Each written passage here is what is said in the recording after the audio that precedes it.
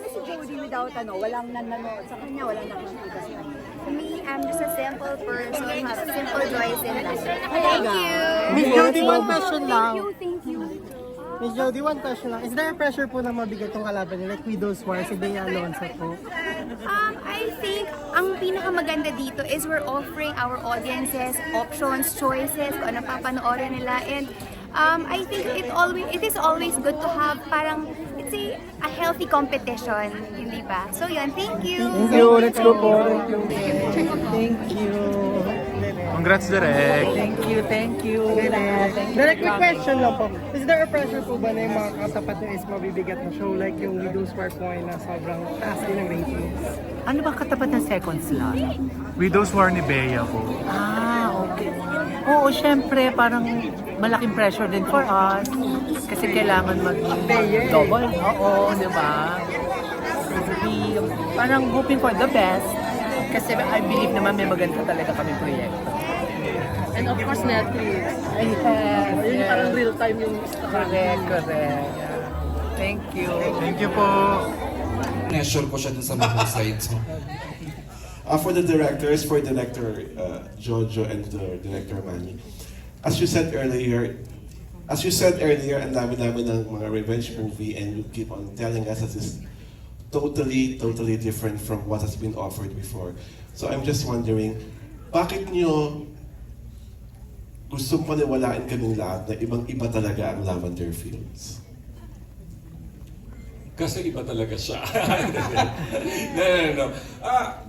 As they say, di ba, nothing is original anymore. So whenever we conceptualize with stories for our narratives with the creative, nag-iisip kami na although it would follow the narrative would follow the same formula, nag-infuse kami ng mga bagong elemento, mga bagong elements. The element of revenge is very much present in the narrative, in that we don't deny.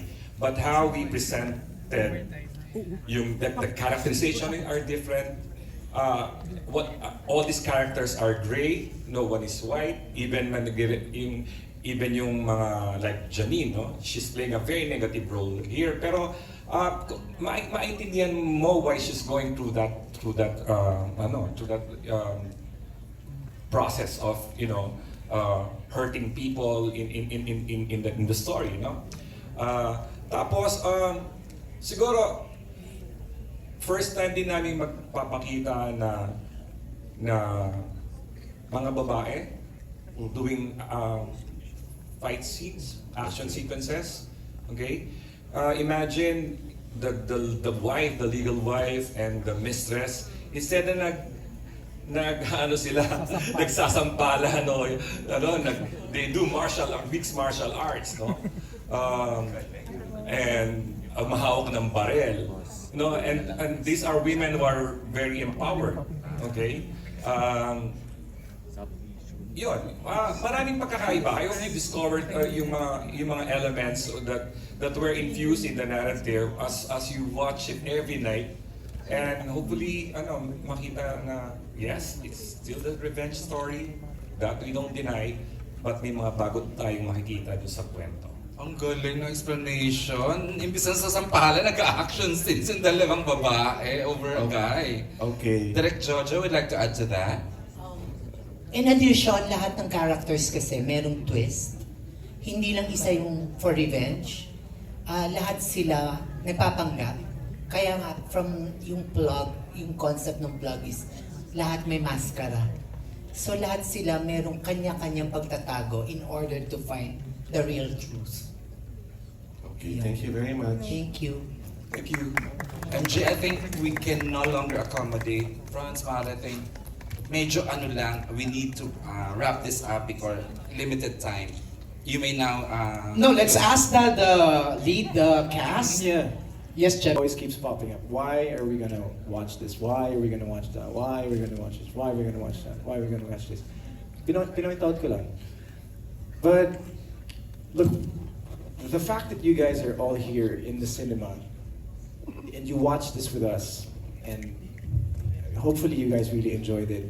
This is cinema quality kind of entertainment. We're bringing it to your homes via Netflix and all of these, stations, A to Z, Kapamilya Network and everything. I'm very, very proud of the team, especially Jody, Janine, Sir Albert, Sir Edu, sayang wala sila dito. Because what we bring out here in the show for every character is truth.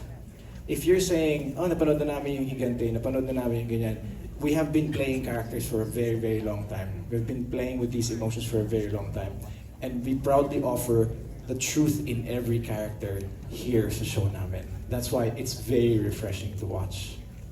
Yun lang po. Yo, and on that note, let's ask Jolens, why should we watch Lavender Fields starting August 30? And salamat. At para sa akin, ang isang biyahe ay hindi aandar kung hindi magtutulong-tulong ang lahat. Kaya dito makikita nyo kung paano kami hindi lang basta magkakatrabaho, kundi magkakapamilya talaga at pakiramdaman ang dating para maitakbo ang magandang storya. Thank you, Jolens. Night. Na tayo. Andar na. September 2 na. Kaya maraming salamat ho ulit sa inyong lahat. At syempre, sana pagpatuloy yung pagnood nyo para mas malaman ninyo kung ano talaga yung difference ng Lavender Fields. Yan. Of course, our... Ako, sa tingin ko hindi ko na naman kailangan magpaliwanag eh. mag-smile ka lang. Saya na kami. Thank you. Charot. Hindi, pero kasi ako bilang isa ding manonood, basta show yan ni Ate Jody, papanoorin ko eh. Basta show ni Jericho, basta show ni Inay Maria, basta show ni Ate Jolens. Hindi mo na kailangan ikwento sa akin kung ano yung premise. Papanoorin at papanoorin ko talaga. So, sana kayo din po. And there's so many new exciting actors na aabangan dito. So, sabihan nyo na po yung mga kamag-anak nyo, mga kaibigan nyo, na watch party po tayo sa August 30 sa Netflix po. So, enjoy Lavender Fields. Sa inyo na po ito. Ilang araw na lang. Saka just so you know, we're watching it also because of you.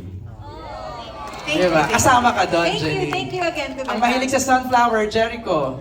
First of all, MJ and Eric, thank you for making this afternoon really, really interesting and exciting. To the press, we're always so bitten. We love talking to you guys. To our teams, thank you for being here. To the fans of the show, thank you for welcoming us again. To the staff of Lavender Fields, Hazel, and the rest of the gang, you guys are amazing. Thank you. Maraming salamat po. Lalabas na kami. Aandar na sa Miss Maria. Here we go. Magbo-bloom na. Magbo-bloom na. On September 2. Oh yeah. Thank you, Echo. And of course, the one... Salamat po, everyone, for being here. Jody Natix, maraming salamat sa inyong suporta. And ayun, as I would always say, that it takes a village to be able to produce something great. So, this is a product of, parang collaboration po ito ng napakaraming talento, napakaraming utak. And we're just so proud and happy na mapapanood nyo na po finally ang Lavender Fields. Salamat po sa inyo. And God bless you all. Alright, let's have a photo op. Please stand.